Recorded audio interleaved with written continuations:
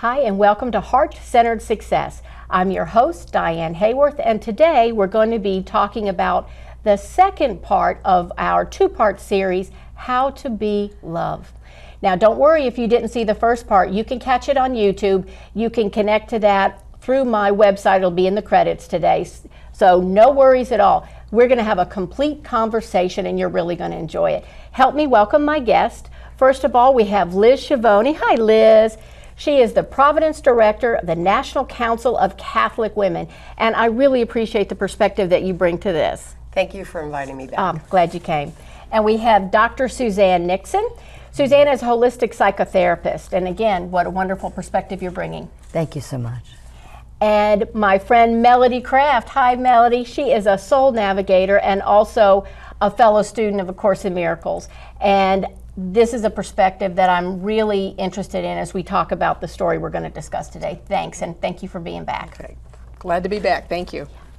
So before we get started with the discussion, I'm going to quickly recap an experience I had. And in the part one of our discussion, you can hear an extended version, but in essence, I was at a workshop, and as part of this workshop, we were doing inner work where we were connecting to love, and love is that creative, intelligent, expansive energy of the universe, God, spirit, whatever you call it. In this particular workshop, we called it love. And our exercise was to go inside and to say, love, what would you most have me know today? What I heard distinctly was, be love. And following, I had this instruction. It was, be love, greet everyone with an open heart without an agenda. And that is what we discussed in part one of this series. I also heard, see the divine essence in everyone. I heard, forgive quickly, completely, and unconditionally. At the end of this vision, I saw a door start to crack open, and there was a beautiful, vibrant yellow light, and that's something I want us to talk about today. What I heard when that light came on was, everyone is trying to get back to this light. You've just forgotten you never left. You just have to remember you are the light. So those are the things we're going to talk about today. This idea of divine essence is something that has really intrigued me since I had this vision. Melody, from a Course in Miracles perspective, this idea of seeing the divine essence in everyone, what does that bring to mind for you? Well, it really means that we need to look beyond the surface and realize that most of the thoughts we have are not real, because they come from the egoic consciousness. But when we look beyond that and we shift from a focus of fear, which is about the egoic consciousness, and shift to a place of love, then we're in this very quiet place where we're attuned to divine energy. And that's when we have that opportunity, when we look at another person, that we see beyond the surface. We see beyond what beliefs they have about themselves and see the essence of not just who they are, but what they are, which is love. So that is the essence of what we are, is love. And our job is to remember that. We don't have to learn it, we have to remember it. But we remember it by removing all the limiting beliefs that we have about ourselves. And so that's the challenge for all of us. It's simple, but it's not easy. I agree. I love what you said. It's especially nowadays, I've noticed with social media and the news, people will look at someone and go, you're a member of this political party or that religious structure, and they will assume things that they have no idea of. The only thing that really is constant is that we are made of that essence of love, isn't it? Right. How do you address that in your practice? I would say that, we're personalities. And because we've come here to be on the earth plane in our humanness, we're personalities. And so we are originally come in as love, and then light and expansion, and then we get imprinted based on our childhood and teenage years, and then we develop a personality. So when I look at somebody, I look at the personality of who they are, but when I look more deeply, I look into the love and the spirit, which is the truth of who they really are. And so I look at it with both different kinds of eyes. And how can I help them see the divine and the light and love within them and feel that? And how can I also continue to be on that pathway of seeing them and helping them through the obstacles of the personality? I know some people with big personalities, Suzanne, okay? Like big personalities. Yes. And sometimes it takes me a minute, quite frankly, to get past my thoughts and remember this is a divine being. Because sometimes I see the personality. Has that ever happened to you? Probably not you, no? Yeah. No, but well, in a way, because I mean, when I'm thinking of it, so I would say, okay, you're supposed to treat everybody, if you were looking at kind of from the Catholic perspective, the way you think Christ would treat you, even if they're not acting like, even if they're not imitating that. So you would have to treat them as you would yourself, but that also means you have to love yourself and you have to forgive yourself. So sometimes it's, you have to look at another person and say, I love you as my neighbor, and I always should love you. And then sometimes they might not be acting exactly like you're saying, the way it's so easy to love them. But we are always supposed to love them and be love. So we can observe the personality, but our challenge, our opportunity, that's a better word that you gave us last time, is to remember that person is the essence of love. Right. And if they're triggering us in some way, then that's another opportunity. Because that means there's something that they're saying to you that you believe about yourself that's, you think it's true, but in fact it's not true. So there's an opportunity to look at yourself like, okay, what am I believing right now? Because whatever it is not true. That takes a lot of awareness, but that I've always believed that your external world is a mirror of your internal world. Yeah. So now I think everybody mentioned it starts with seeing that divine essence in ourselves. That's not super easy sometimes, is it? It's not. Yeah. We have to remember to keep on having a practice that remembers us to do it each time. I mean, every day I think that people have to have the practice that says, I am divine essence, and what is it that reminds me of that, and how do I connect in, and how do I feel that stream of light and love within myself, so then I can bring that out into the world. So let's talk about some ways people can see the divine essence in themselves and therefore be able to see it more easily on the exterior, in the exterior world. Do you have any ideas that help you? I think at least like 15 minutes of silence a day. It probably should be more. Because I think that it's, like you said, we have so much chatter. I mean, so much social media, so many, where you're just taking back, it probably should be more than that, but a minimum of like 15 minutes of silence. And, you know, like I know many of you have been on retreats. I try to do at least a silent retreat once a year, but we can't do that every day. So, and then maybe also on our journey have some type of retreat that we're doing, maybe for like a week. I mean, it doesn't mean you're still not working, but how it works into your lifestyle. And I agree with you, Liz. I just want to say I do meditation every morning for 20 minutes. And part of that is just to be in the silence and to quiet my mind and to reset myself for the day. And then I also do inspirational reading. And when I read something of a higher frequency, then I feel like I can tune more into myself. What about you, Melody? Of course, being quiet is good. But I think once a person actually has that moment, that experience of peace, they're not going to forget it. And that becomes a driving force for them to keep pushing forward in their life and start looking at their thoughts and letting go all those things that undermines them. That really is not that we necessarily have to look for a payoff, but I know in my own life with the meditation, and acts almost as a reset biologically for my brain and for my thoughts, that essence of peace, once you find it, it goes beyond the brain. Yes. So now you're really in connection with your soul. Yep. Yeah. And so when you feel that once, that changes everything. I like what you said, peace. I really like you said it because I had seen somebody that was challenging for me, let's just say in the least. And when I saw them recently, I was totally at peace. And I was very happy that I was at peace. And then maybe in a way I didn't expect I was going to be at peace. But I absolutely agree with you that if you get to that level, I just think and then if I get to that level, I also feel bliss come in with the peace. It's like a blissful peace, if you will. Yummy. Yummy.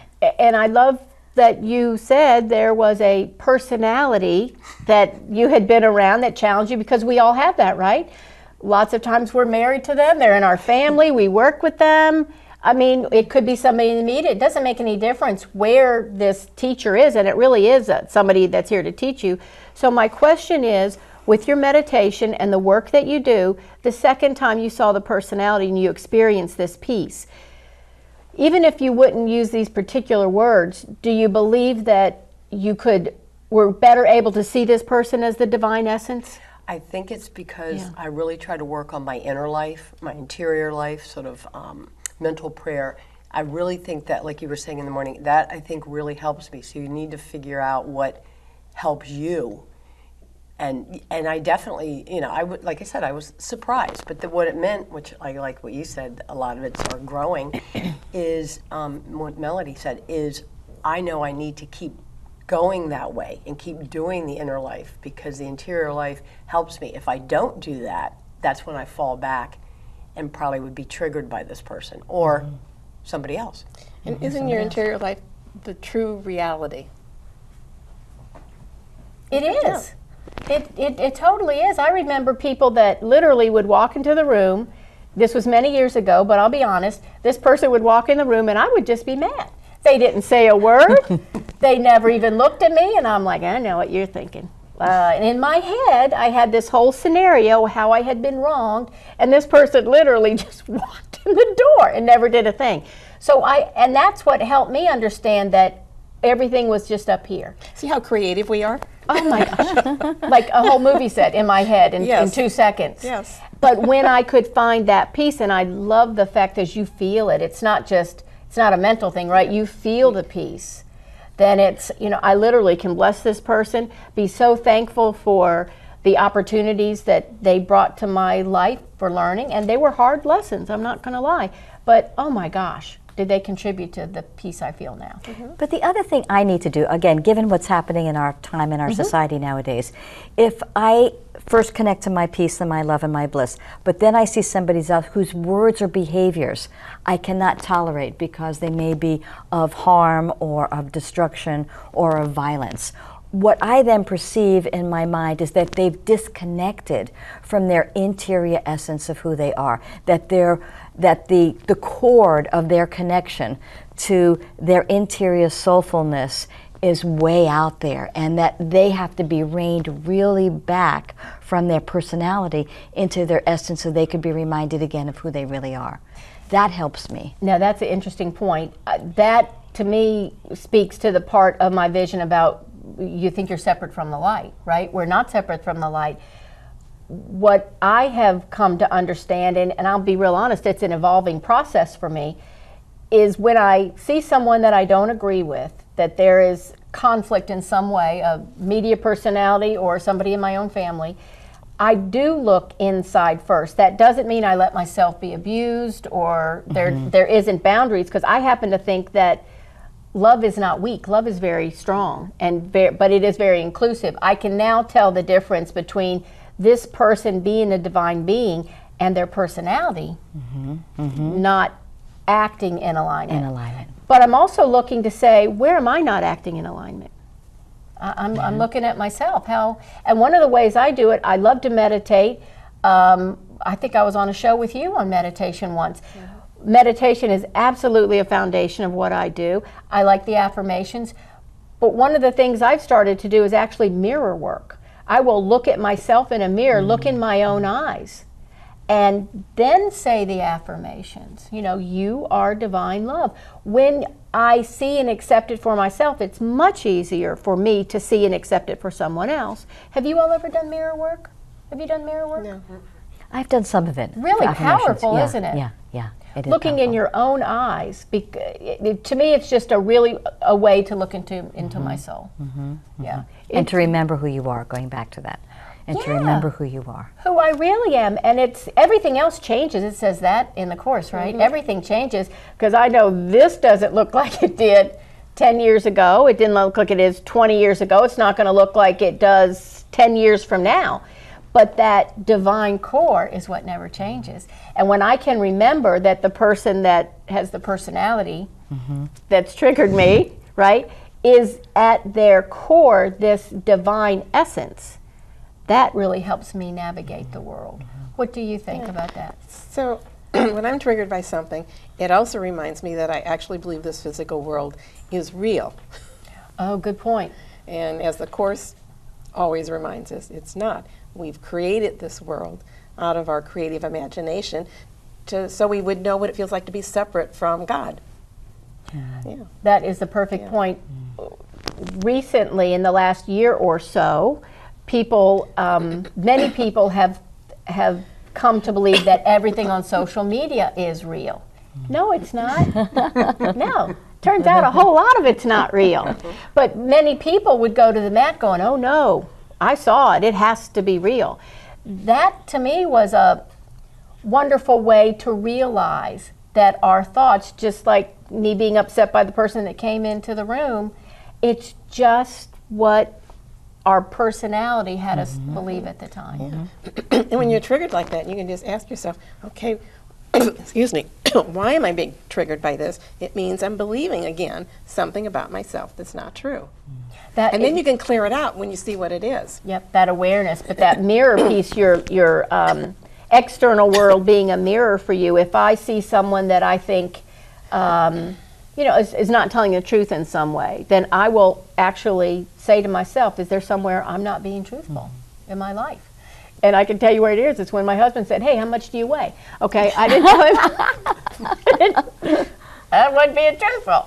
But there's ways that all those things are reflected back to us, I think. I do too, and I think sometimes, I liked when you said the thing about God, but sometimes I think we look at role models.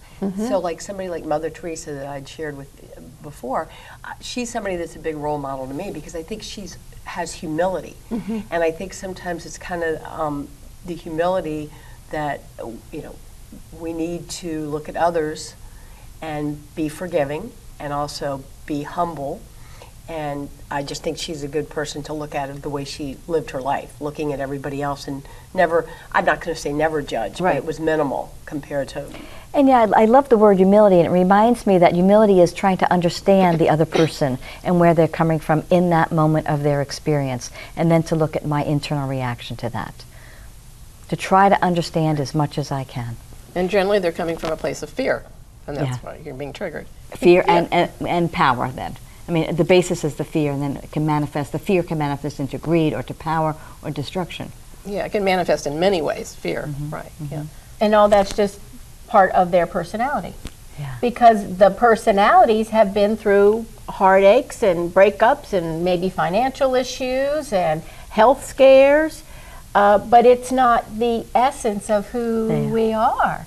That is the part that doesn't change. So I do think, for me, the more I can see it in myself, the more I can see it in others. That's the way it's worked for me, yeah. And the mirror work has absolutely, I'm not going to say it's not weird to go in front of a mirror. I love you, Diane. But it's cool, and it's something that Louise Hay built an entire career on, was mirror work. She's got a book out with Robert Holden, as a matter of fact, with mirror work, because it's amazing. If you've never done it, I encourage you to, in the privacy of your own home, go look into your own eyes and say, I love you, and see what comes up. Because that, while absolutely my goal is to love everyone, I can love everyone more when I love and accept myself. That's what I found. How is it possible to love anyone until you love yourself first? Deeply and truly. Yeah. Yeah. And a lot of people don't even know what love is. Correct. And that's the other thing, the hurdle to get over is what is really love. And I loved your definition in the beginning. It's an expansive state of energy and light and presence. It's like an isness of being that's warm.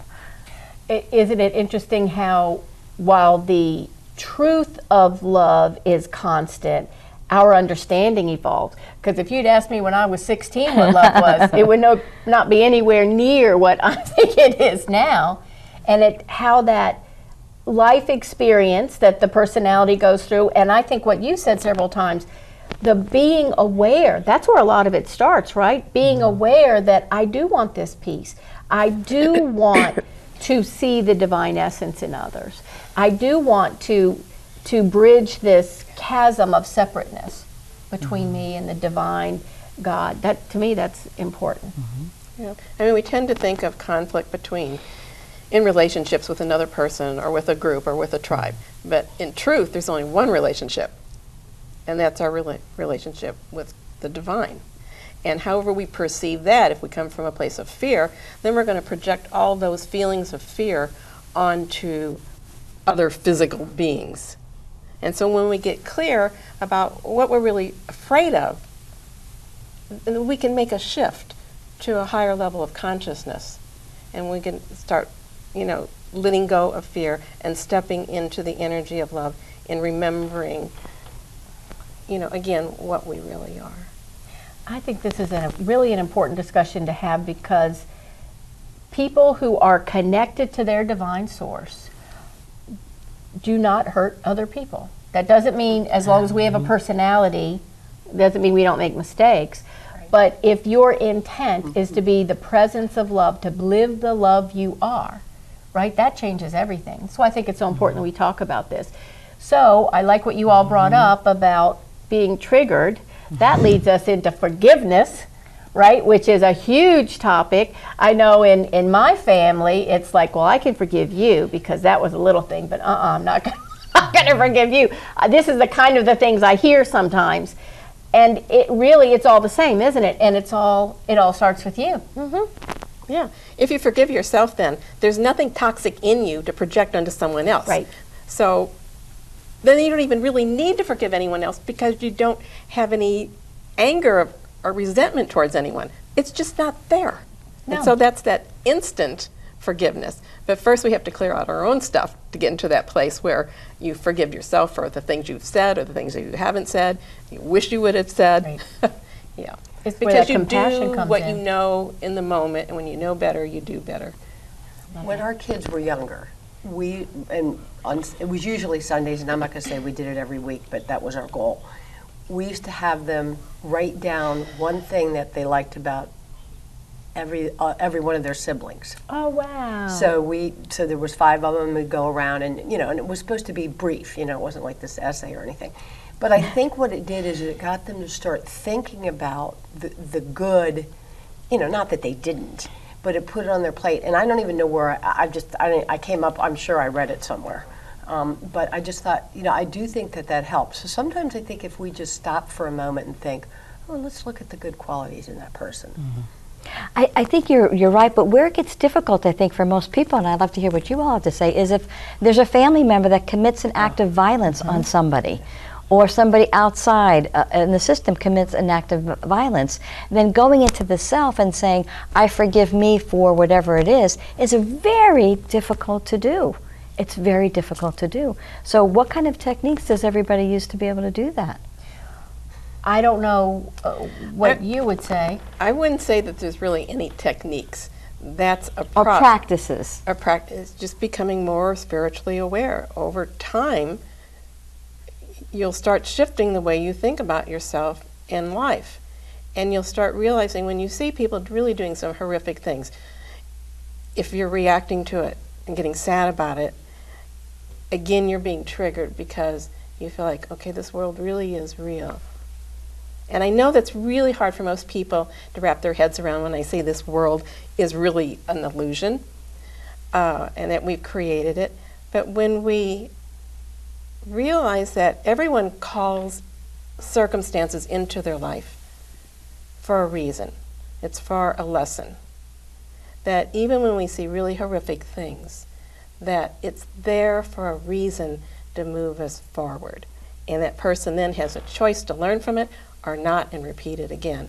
So we just have to stay in a place of compassion and check ourselves when we are being triggered and remind ourselves, because what's going on today can be quite disturbing. Yeah. And I think that's a good point. And you're right. I think it's sometimes very challenging to find forgiveness or to realize what have I contributed to this, if it's an event that happened on the other side of the world, for example.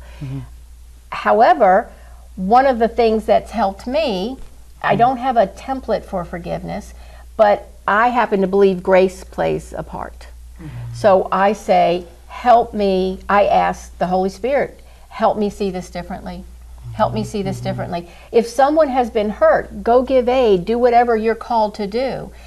I do my best to see the divine in a perpetrator, for example. and realize that was a personality, someone who Yeah, yeah. had some issue, then they thought this was the best way to take care of it. It's hard, like you said, not to think you're part of the world, or it is difficult. But with increased awareness, I'm not going to say it gets easier, because I do think, for me at least, I do sit with my sadness, sit with my shock. Sometimes things happen. There's a mass shooting. There's shock. There's sadness. I sit with that, and then I ask, how am I supposed to see this? What is my part? What can I help with? What am I to learn here? And I think that's what you just said, I think is so critical, is that before we can go to the divinity, or before we could go to the forgiveness, we have to sit with our emotions, because we are human, and we need to sit with them and process them so we can let them go, let them be transformed, and then we can have a greater chance to connect to our divine, and a greater chance then to help forgive that other person. And sometimes, so we've had a couple of speakers. It's interesting you say we do a conference once a year in Arlington Diocese, and we've had a couple speakers speak on forgiveness. And one of them, Kathleen Beckman, her father-in-law was murdered, and she was knew him years.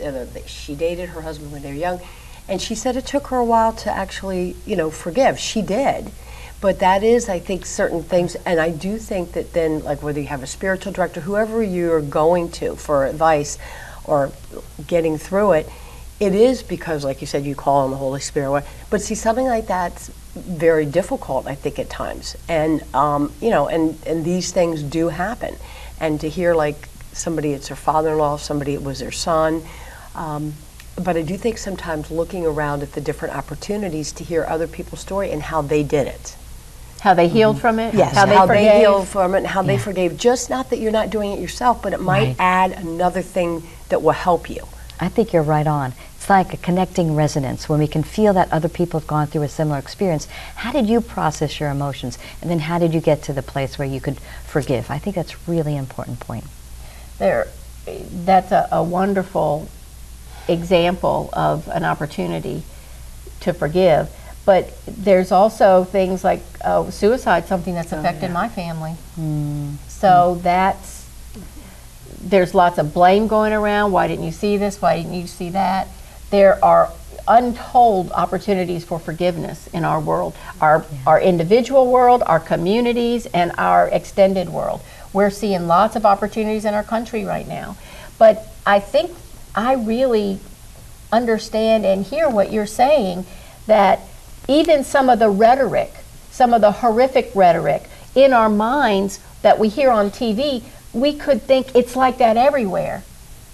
That's not necessarily the truth. We need to go inside, don't we? Yeah, and when we hear people talk of words of violence and acts of violence, they're coming from a place of fear. Right. And so the only thing they know how to do is defend themselves or attack. And that's actually a call for love. They're not aware of it.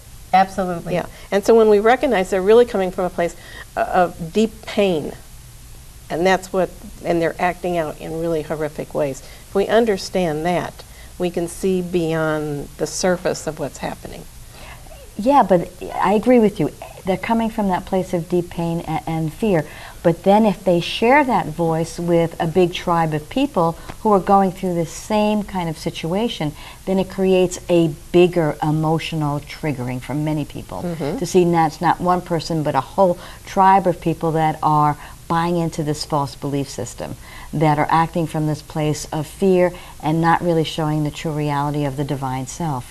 I think that becomes triggering for our society, which is what we're seeing right now. It's not just one person, it's how they all form a collective. And then it gets bigger, and then we have to reframe that. And then we form a collective as well, because we're not separate from them either. Right, and then we have to find where are our ties of alignment and connection, and the divine foster essence. I do believe, like, most people agree 70 or 80% of the time on, if you took 100% of your beliefs, we would agree 70, 80% of the time. We might agree more than that. But what I'm saying is, so I think the challenge too is how do you kind of focus on that? Like you said, when somebody's coming from fear or these things happen, how do you try to speak to somebody and bring out where the things you agree more on, or your thought processes are the same? versus the divisiveness. Well, you learn when thought processes aren't the same, though. Yes, you do. Oh, If, yeah. if we all went to lunch together, it would, which we haven't, but we really should do that. We probably all would order something different. Oh, of course. We're all at the same table and we're all eating lunch, but y'all, if you've ever been to lunch with me, it's all kinds of weird what I order, right?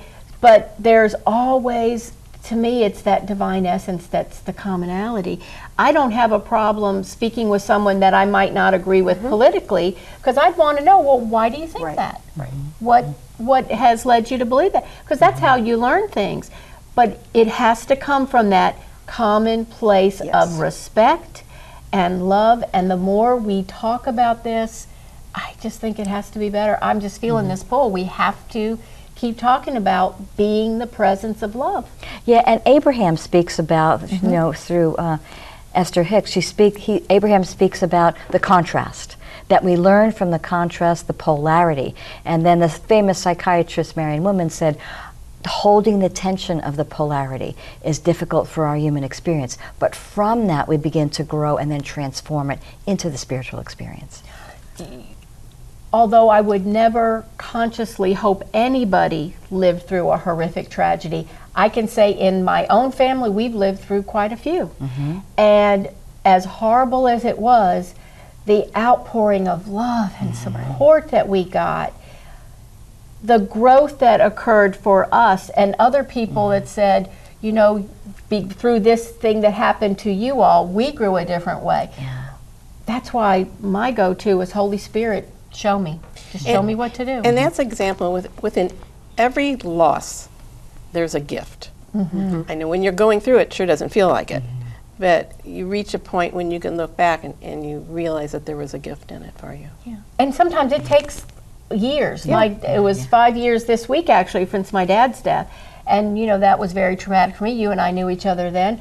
And it is amazing to me, as the years pass, more gifts become apparent that I had no idea of at the time. That's interesting to me. Well, and I think it's important what both of you are saying, because you've seen people that really have never gotten past something, and I don't want to use the word sad, but they didn't really get to the part where they healed, or what they saw was the gift from it, because they never could really get out of it. And I think that's important, that when you're in something like that, even though it's not easy, I mean, I don't think anybody would ever say it's easy, you have to look at there is some kind of healing and there is some kind of gift. I like what you said. Yeah, and that's where I go back to, if you can't get out of it or you can't get by it, you have to process the human emotions. I mean, that's where I come from a psychological point of view. Process the emotions, and through that then you can have more of a clearer gateway to the spiritual divine, to your own essence, to your own divine within. So a lot of people I see get stuck there. They can't let go of the anger, they can't let go of the fear in their mind, in their thought form. So then I try to help them, you know, get through that by expressing it, so then they can come to the place of spirituality and consciousness. Well, you know, as a coach, I see similar things. Now, Yeah, I'm sure you coaching do. and therapy are separate issues, but certainly my clients are stuck in a place of fear and, especially but I'm right. But I'm right. You know, they did this thing and I'm right. Well, there's no peace in I'm right, is it? No. That's not where the peace is. No. I like the phrase, whenever you feel off balance, like I'll just say to myself, I'd rather have peace than this, and that'll just bring me right back to being centered. Really, and just ask. I ask love. You can ask the Holy Spirit, however that works for you. But what am I not seeing here? How can what do I need to forgive in myself? What do I need to forgive in a situation? And there are certain things that it takes me a while to get there, quite frankly. Sometimes I'm still in shock, depending on what the issue was. So what is it that you need to forgive in something? That's interesting that you said that. So what are you thinking when something happens and then you think, oh, I need to forgive? It's usually my reaction to whatever it was. Yeah. It's my awareness of a non-peaceful thought. Yeah. I see something and I immediately have an opinion, and the way it makes me feel is uncomfortable and upset, and I am definitely out of alignment. So then what I understand is, wait a minute, this is not where I want to be. It's not that I necessarily think it was the wrong reaction, but I'm out of alignment, I'm not at peace. So that's not helping me. Right. That's the way it works for me. Yeah. And I think the hardest sometimes is watching somebody mistreat somebody else than when somebody does something to you sometimes too, whether it's a loved one or Right. sometimes that's, I think, I mean, for me, I feel that's more difficult. And obviously, should we see someone being mistreated, yes, go step in, go call the police, do something. I think you need to do whatever you need to do in the world. That doesn't mean you couldn't then, to yourself, bless everybody, hope everything's okay. But absolutely do what you need to do to protect yourself, to protect your family, your friends, your country, whatever you need to do. And that's why our emotions are so important, because our emotions allow us to move into action, to do the right thing, to help somebody if they were in need. Which to me is that compassion piece, which Mother Teresa, when I think of things like that, I've got some people in my family who are around the military sector, and they were contractors or whatever, and they like to talk about different generals and things that have occurred, and that they love history, and that's great. If you love history, it's interesting. But when I think of in my lifetime, and immediately before my lifetime, who changed the planet? I'm thinking of the Gandhis and the Mother Teresas, and I'm thinking of Martin Luther King. Nelson Mandela. Yeah, that's the kind of people that I'm thinking, okay, well, the planet's different because they took nonviolent action. And it was so much, when I think of Nelson Mandela, just the compassion and essence of that beautiful being. I mean... And it was their emotions that they recognized they felt uncomfortable with, and perhaps they wanted to then get to the frequency and vibration of peace and love, and then they could take that nonviolent action. Because even Mother Teresa said there was a time she had despair in her life and dryness, and at times when you're, kind of what you say, when you have that dryness, or whatever you want to, that you do grow. That helped her grow a lot, I think. And of course she saw a lot of things that none of us have probably seen on a regular basis the way she did. And I don't want to pretend that any of those people we mentioned were not human and didn't have their own personalities. And they learned the way they learned, but they ended up thinking this is the way to change and nonviolence and peace. Again, they're not perfect, just like none of us are perfect. But it was just interesting to me that those are the kinds of figures that I think of as making lasting change, coming from that perspective. And totally agree. And most of them weren't even around when Course in Miracles was written, right? They weren't. No. That reminds me, if you've read the Gita, it says basically the same thing that the Course in Miracles says. You know what? I didn't know that. Yeah. So if you read that, you'll see that. So these thoughts have been around for a very long time.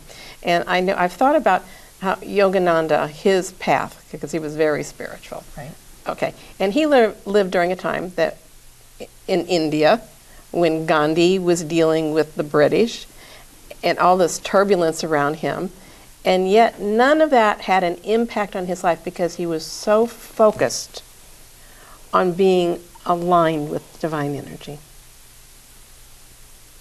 That's a perfect point. So think about that. Yeah. It doesn't mean that things aren't going on around, but he was not impacted. Because that wasn't his focus. So we get to decide where we want our thoughts to linger, where we want to focus. What do we want out of life? What's our real goal?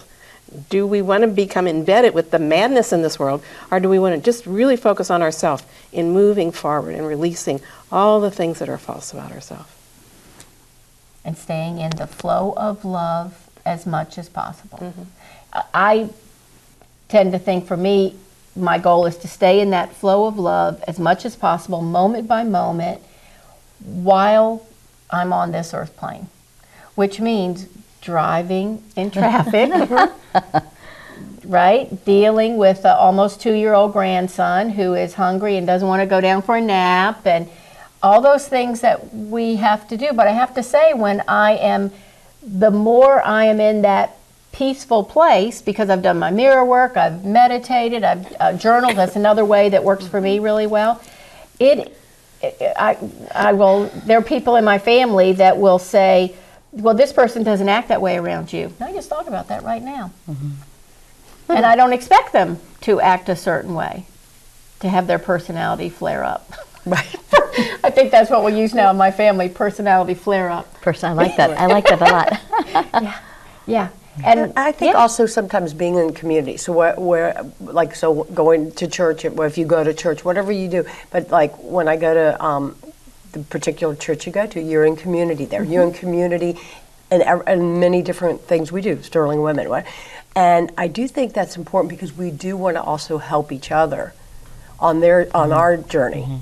And there's a lot that's coming out now of people writing books about your tribe, finding your tribe. And I think what they're really saying is find your community of like-spirited people where you can get reinforced with your belief system as well as your essence of being, so that you have that. And then it helps you remind yourself of who you really are, which, going back to what you said in the very beginning with the light, the yellow light, reminding ourselves of who we really are. We each need that. And those communities, those tribes help us.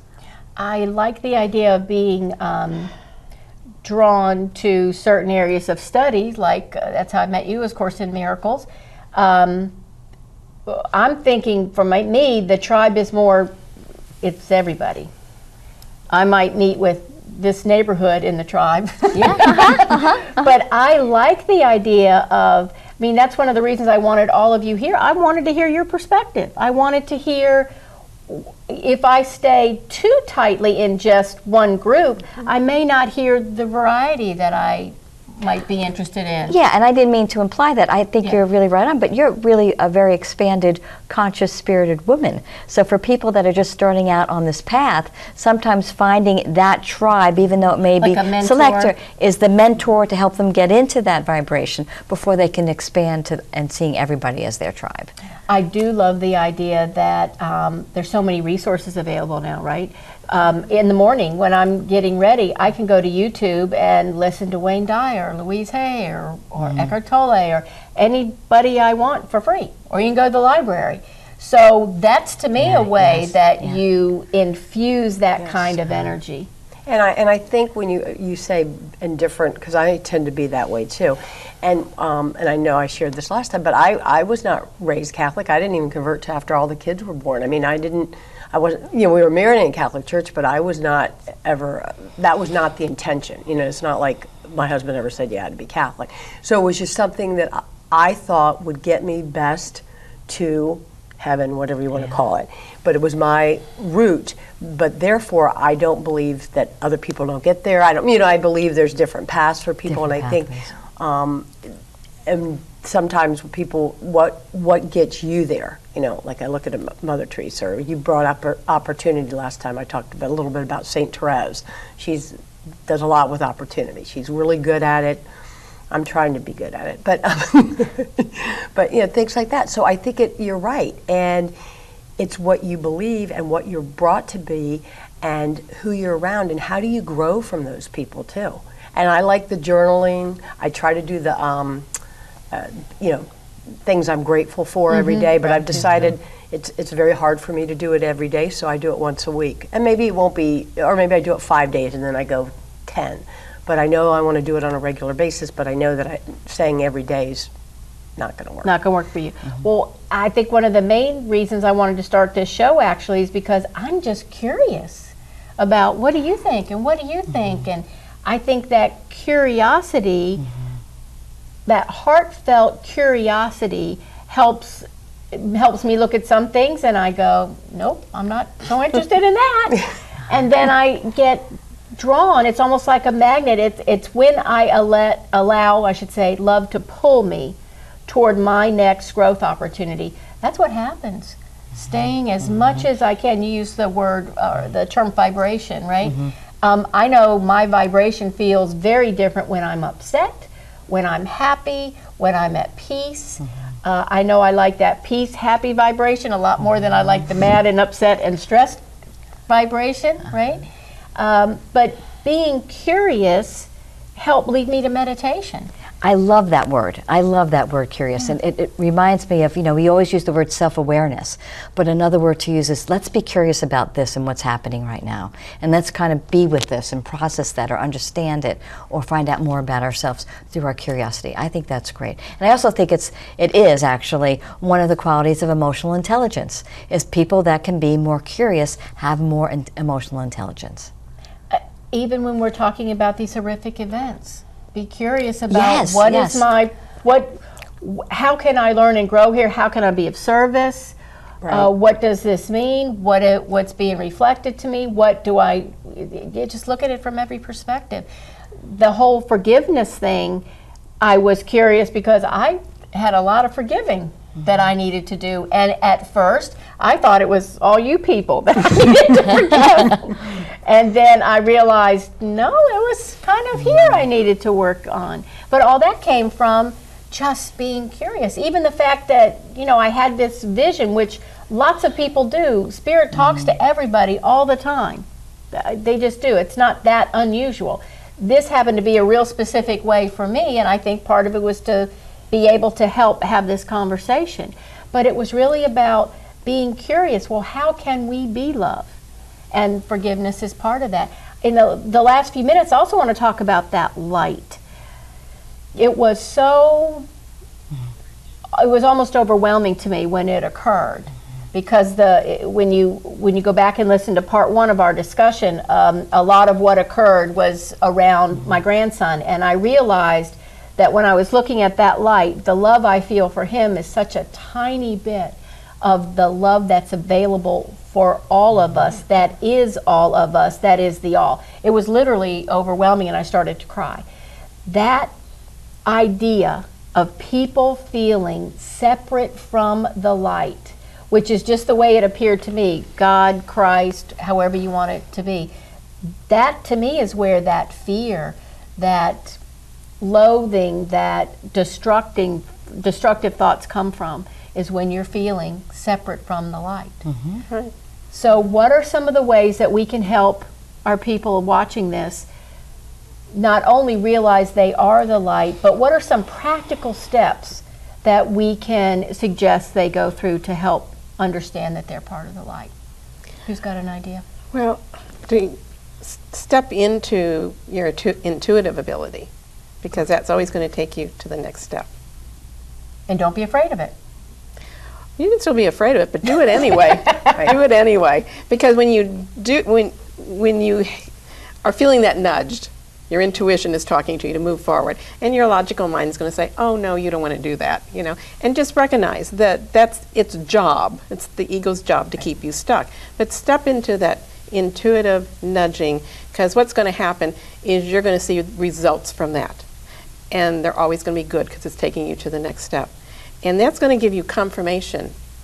This stuff really works. So you're just going to start getting more confident and more trusting of your intuition. And over time, intuition starts evolving into faith. Good point.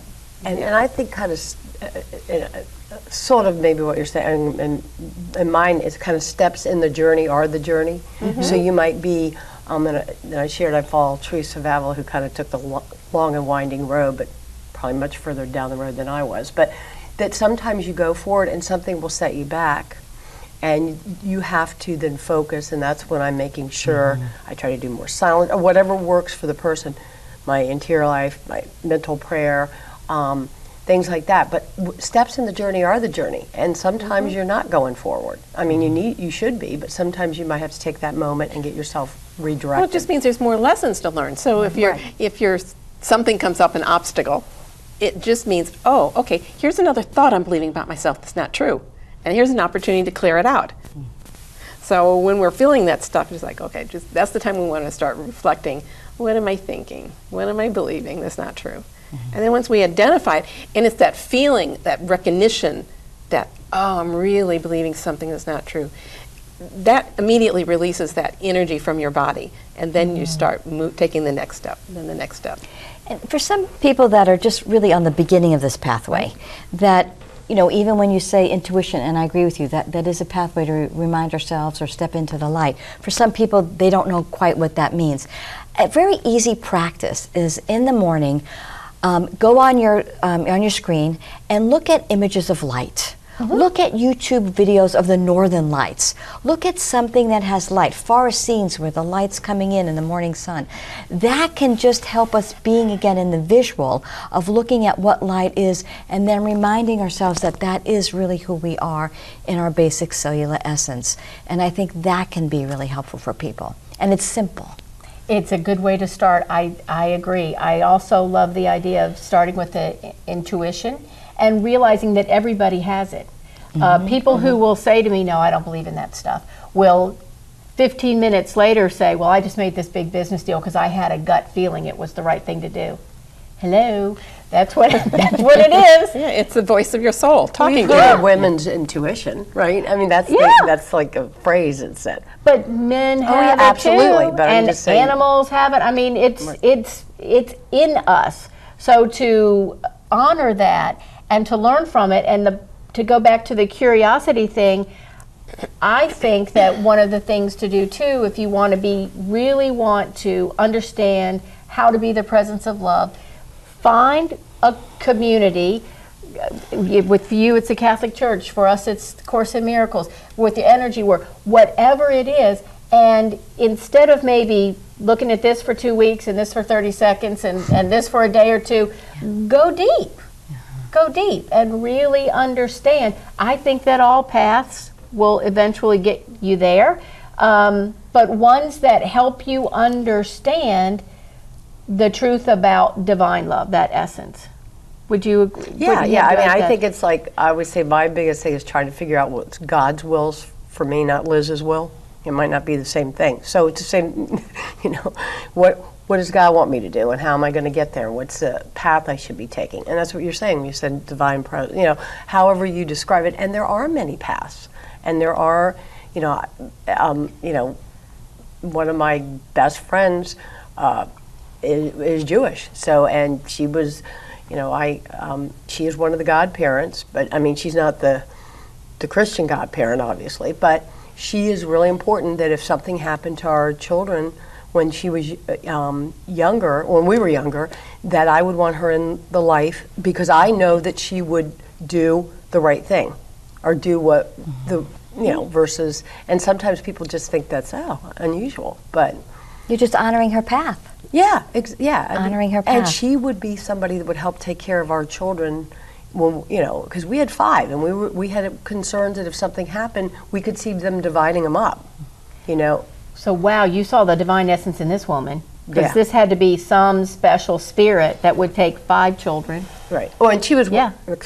she was one of the options and a couple, but we looked at different options and it changed at different times Right. depending on but we just never wanted the kids to be split up. And I think part of that was my husband also lost his mom when he was 10.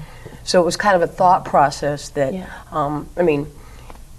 are, he has wonderful gifts because of that. I mean, things don't bother him that would probably bother a lot of other people because he's seen real tragedy. So, Well, I also loved what you said about Liz's will may not be God's will. I just heard, I think it was Marianne Williamson say that when you say, thy will be done, you're really saying love's will be done. So it's sort of the personality, right? The personality's will versus the will of love. And that's, I think, even just setting the intention rather, show me the divine, loving thing to do in this situation. You just show me.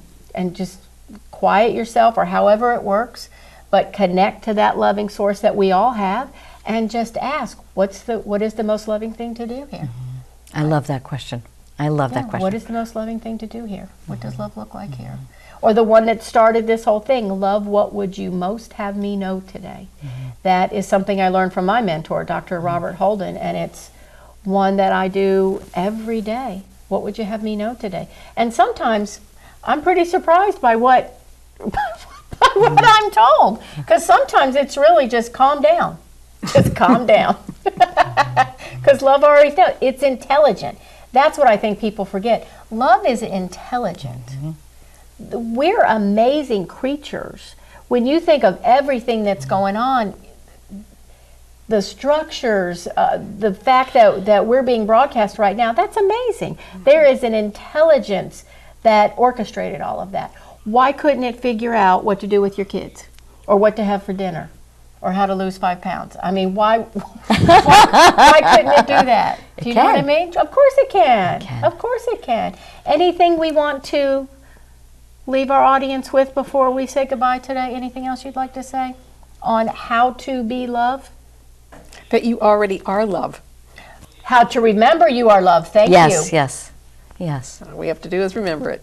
There we go. And I say you have to feel it. So I still go along the whole thing of feel the vibration and feel the frequency. And if you don't know what that's like, have objects of love around you, have pictures of light, have whatever spiritual teachers are around you, listen to things auditorily, and feel the vibration and frequency. And then you can help remember that that's who you are. Meditate, do all those things, have your community. Anything you want to add to that, Liz? I would just say have an interior life. That's my big thing. And then you can love others as you should love yourself, because you see yourself reflected. Well, I want to thank this wonderful panel, and let's go around. If somebody wants to find out more about you or have questions for you, Liz, what should they do? Oh, I know it's running, but email me would probably be the best. Email me or call me. And what's in the credits? Yeah, and what's in the credits. And your website? My website's the best way. Dr. Suzanne Nixon with Northern Integrative Therapy Center and Inspirational Journeys. Melody. Just, you can Google my name, Melody Craft. Because Google's intelligent too, Yeah, just right. like love, Yeah, and can yeah. figure that out. So I want to thank everybody here, and I want to thank our crew, Tremaine Johnson, our producer. I want to thank him very much. I want to thank you for watching, and I want to remind you not only to be love, but remind you that you are love. And the way you can do that is to greet everyone with an open heart, without an agenda. See the divine essence in everyone and everything. Forgive quickly, completely, unconditionally. Remember, you are the light. Do the best you can, moment by moment, day by day. That's all any of us can ask for. So I want to thank you so much for watching. I'm Diane Haworth. Thank you so much for being with us here at Heart Centered Success, and I'll see you next time.